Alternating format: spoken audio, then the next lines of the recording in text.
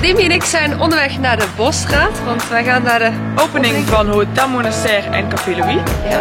En het belooft een heel erg extravagante avond. Ja, heel uitbundig. Hotel Monastère en Café Louis zijn onderdeel van Vondel Hotels. Dat is een Amsterdamse concern met heel veel hotels in Amsterdam.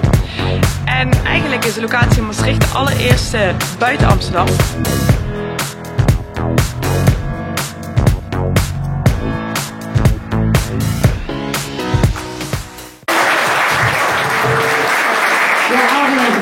Als je dan toch zo lang in Maastricht hebt gewoond, dan verstaat ze het ook.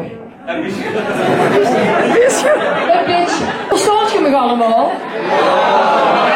Weet je wat? De lui die me niet verstonden, ik heb een heleboel liedjes met la la la.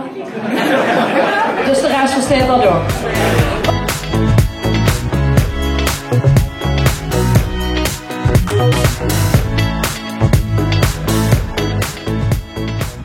Alleen nog in Amsterdam.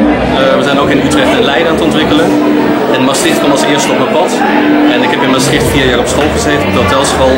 En we gingen hier kijken naar het pand en we waren eigenlijk gelijk verliefd. De gemeente heeft ons gevraagd om een concept te maken waardoor er een andere doelgroep naar Maastricht zou komen.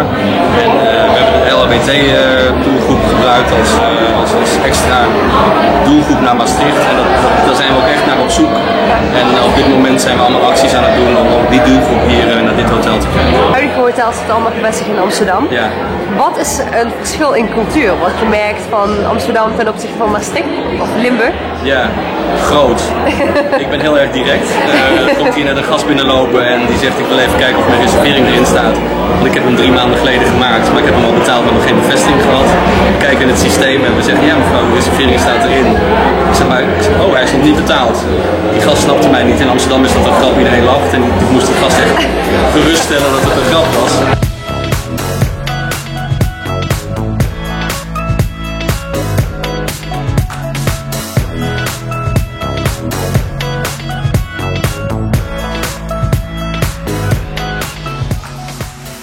Wil je meer van onze vlogs zien? Abonneer je dan nu op ons YouTube kanaal. En volg ons op Facebook en op Instagram.